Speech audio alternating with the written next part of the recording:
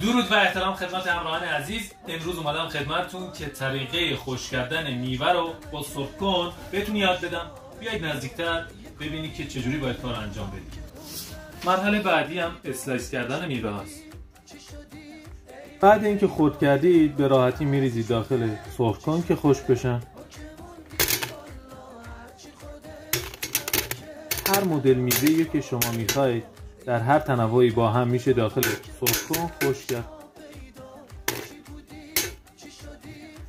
اول میایم سرکن رو روشن میکنیم، میذاریم رو برنامه میوه و سبزیجات در دمای 160 درجه. زمانش هم نیم ساعت برای این اسلایسی که ما زدیم کافیه. هرچی اسلایس قطورتر باشه تایمی که بهش میدیم باید بیشتر باشه و همچنین درجهش هم باید بیشتر باشه.